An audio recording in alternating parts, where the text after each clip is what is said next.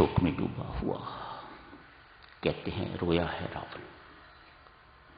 सबको रुलाने वाला मेघनाथ की मृत्यु पर रोया है। संत महात्मा रावण शब्द का अर्थ करते हैं जो सबको रुलाए रावण। न जाने कितनों को रुलाया है इस इंसान ने। आज अपने प्रिय पुत्र की मृत्यु पर स्वयं रोया है।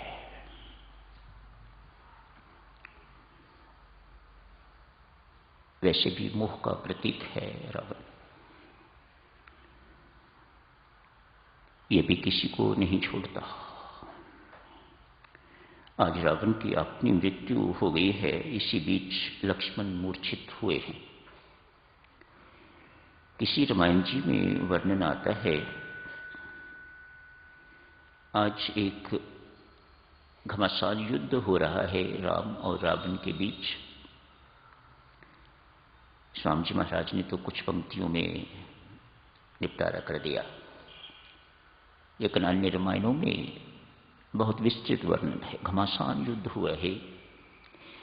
एक गिलहरी अपने दोनों हाथों में 2 तिनके उठा के तो राम के पास जाती है।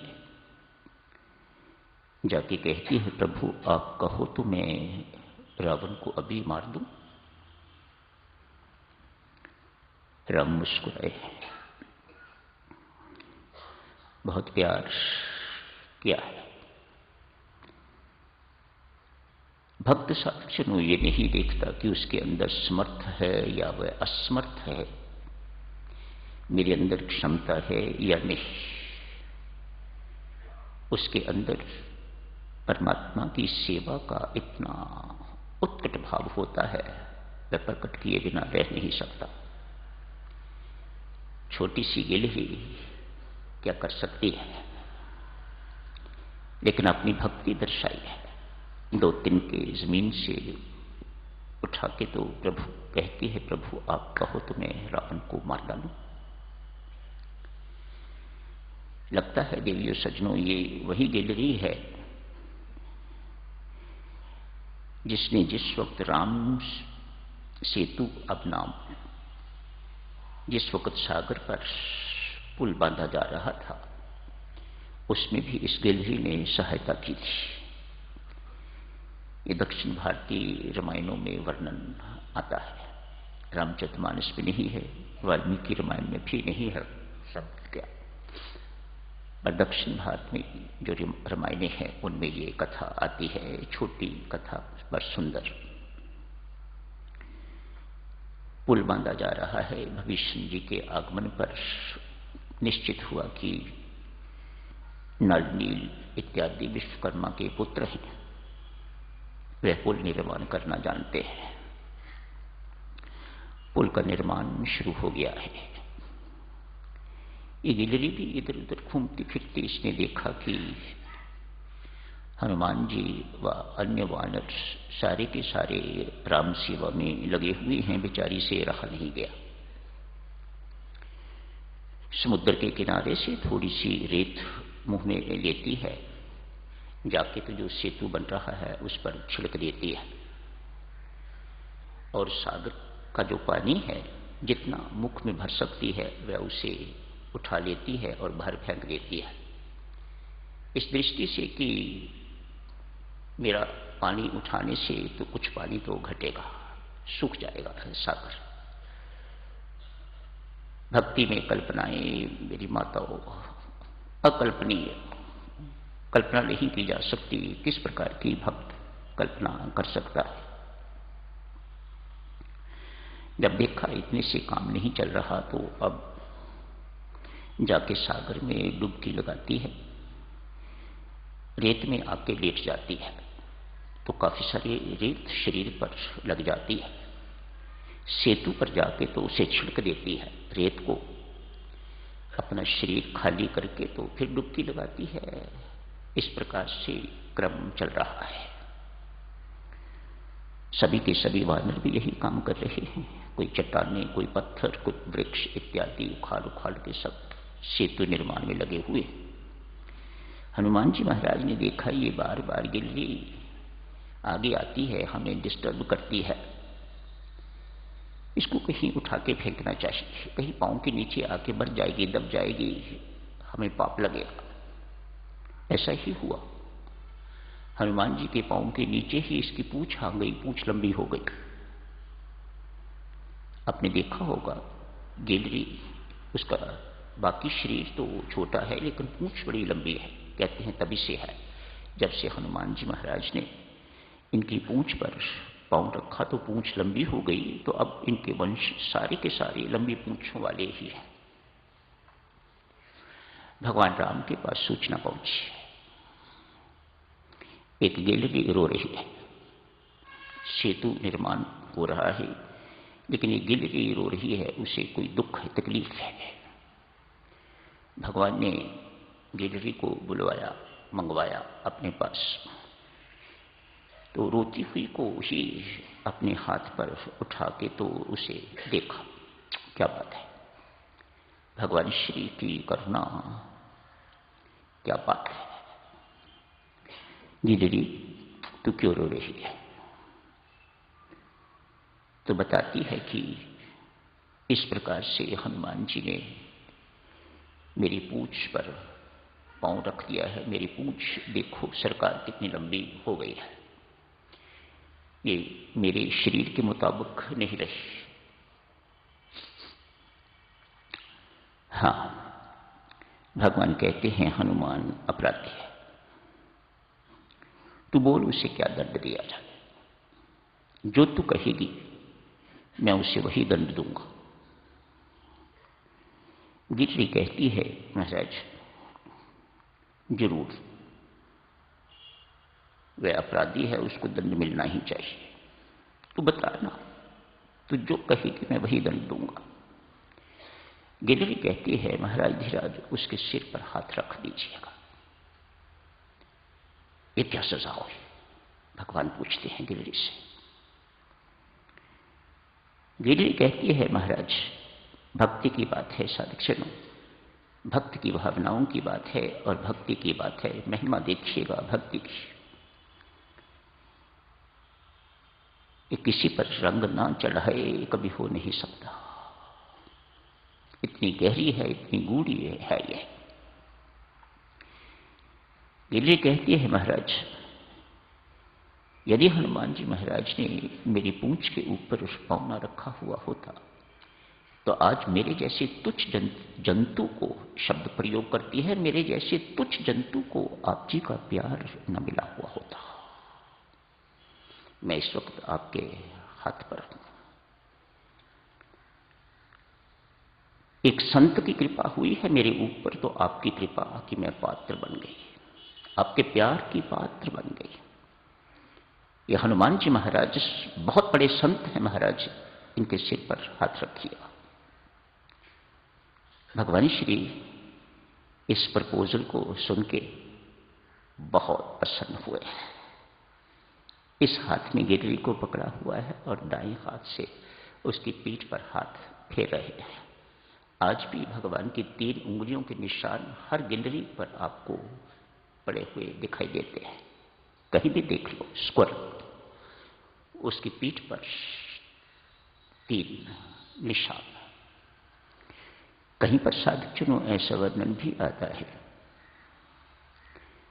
जब भगवान श्री पूछते हैं गिलहरी हनुमान तेरा अपराधी है, तू बता क्या सजा दूं? तो कहते हैं, गिलहरी कहती है महाराज उसने मेरी पूंछ पर पांव रखा है, आप उसकी पूंछ पर पांव रख दीजिएगा। तो कहते हैं तभी से हनुमान जी महाराज की पूंछ भी लंबी हो गई। पर हनुमान जी महाराज गिलहरी की इस बात पर बहुत प्रसन्न है। गिलहरी तू धन्य है, ऐसी सजा मुझे रोज रोज नहीं दिला सकती। हनुमान जी कहते हैं मेरे राम अपने चरण मेरी पूंछ पर रखे, मेरे शरीर पर रखें, गिलहरी ऐसी सजा मुझे रोज रोज दिला।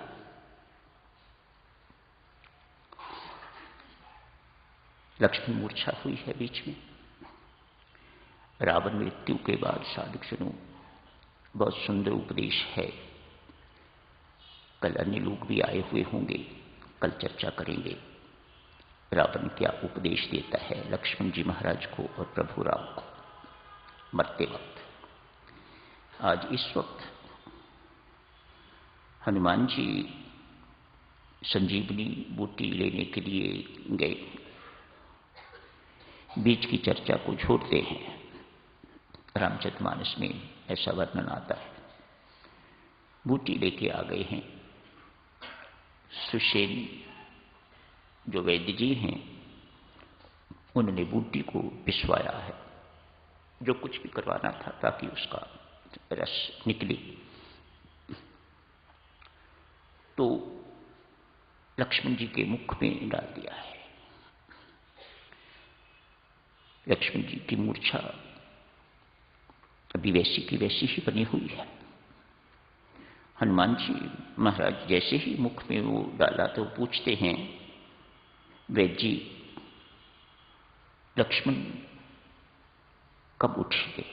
मानो इस बूटी का असर कितनी देर के बाद होगा? तो वैद्य जी कहते हैं कि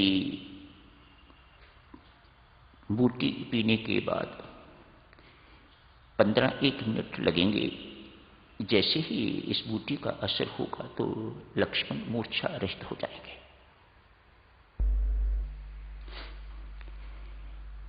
एक बार जूस डाला, रस डाला, लक्ष्मण वैसे के वैसे ही हैं।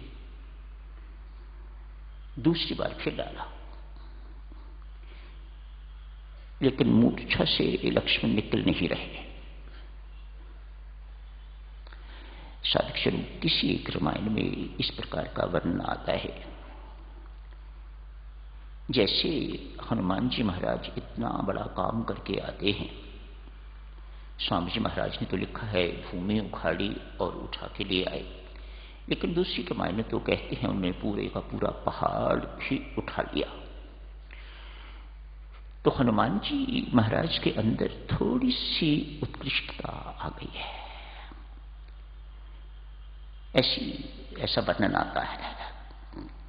उनके अंदर थोड़ा सा शब्द तो अभिमान ही प्रयोग किया हुआ है। मैंने कितना बड़ा काम कर दिया है। अभी इसी बूटी को लक्ष्मण जी को दिया जाएगा और लक्ष्मण जी जीवित हो जाएंगे मेरे कारण। हनुमान जी महाराज के दिमाग में ये बात इस प्रकार की आ गई है। शायद इसका वर्णन देवी और सज्जनों इसलिए किया जा रहा है, इस रोग से कोई बचता नहीं है। यदि हनुमान जी महाराज को चाहे थोड़े समय के लिए, चाहे थोड़ी मात्रा में ये रोग हुआ पर हुआ तो हम उनके सामने क्या है? हम तो महारोगी हैं। हमारे अंदर तो ये रोग घर किए हुए हैं। हम तो जन्म से रोगी हैं और अभी तक रोगी ही बने हुए हैं। हमारा रोग बड़ा है, हमारा रोग किसी प्रकार से घटा नहीं है। पर थोड़े समय के लिए हनुमान जी महाराज के अंदर भी ये रोग आ गया। जांगवान जी बैठे हुए हैं, बहुत समझदार हैं, बहुत बुद्धिमान हैं।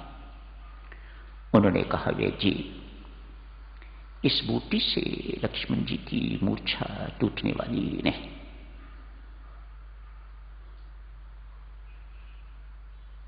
यदि आप चाहते हो कि लक्ष्मण जी की मूर्छा टूट जाए, भगवान राम के चरणों की धूली इसमें मिला दीजिएगा और उस धूली मिले हुए रस को मुख में डालेंगे तो लक्ष्मण तुरंत उठ जाएंगे। ऐसा ही हुआ। भगवान राम की चरण रज जैसे ही जो बूटी पिस रही थी उसमें डाली, रस से मिली। लक्ष्मण ने एक घूंट मुश्किल से पी और लक्ष्मण जी खड़े हो गए। हनुमान जी महाराज इस घटना को देख के तो मन ही मन पश्चाताप कर रहे हैं। मूर्ख निकला ना, अपनी ओर इशारा करके कहते हैं, मूर्ख निकला ना। अरे भगवान क्या नहीं कर सकते? ये तो तुझे सिर्फ श्रेय देने की बात थी। यहां पर हनुमान जी महाराज बहुत बड़ी बात कहते हैं कहते हैं प्रभु सर्वसमर्थ हो, समर्थवान हो, सब कुछ कर सकते हो आप, करो या करवाओ, बात तो एक ही है। न करने पर आप श्रेय लेते हो, न करवाने पर आप श्रेय लेते हो, ये आपका स्वभाव है। आप श्रेय हमेशा दूसरों को देते हो, और वैसा ही आप हनुमान जी के साथ भी करते हो। सीता की खोज करके आया हनुमान, सागर लांग के गया हनुमान, लंका जला के आया हनुमान, पर स्पष्ट होता है कि प्रभु ये बातें आपके संकल्प मात्र से ही होती हैं, सब संपन्न होती है। मेरे पास तो दिया सलाई भी नहीं थी लंका जलाने को, पूछ को आग लगाने को, ना मेरे पास कपड़ा था, ना मेरे पास कोई केरोसिन ऑयल था, ना घी था मेरे पास। कैसा प्रबंध है आपका, जिनकी लंका है उन्हीं से मुझे आग लगवा दी। ये आपका संकल्प है। यहां पर वह बहुत बुद्धिमत्ता की बातें करते हैं साधक, जो हम सबको समझनी चाहिए। कर्ण करावन हार स्वामी, और कोई नहीं है। करता है तो भी वही है, करवाता है तो भी वही है। लेकिन ये बात मेरी माता और सज्जनों इतनी आसानी से समझ नहीं आती। बहुत लंबी चौड़ी साधना की आवश्यकता है। जब ये बोध होता है, जब ये बात स्पष्ट होती है, कर्ण करावन हार स्वामी, सकल घटा का अंतर्यामी है, सकल घटा का अंतर्वासी, अंतर्यामी, जो भीतर विराजमान है, जो कण कण में व्याप्त है, वही सब कुछ करने कराने वाला है। तो आज यही समाप्त करने की इजाजत दीजिएगा।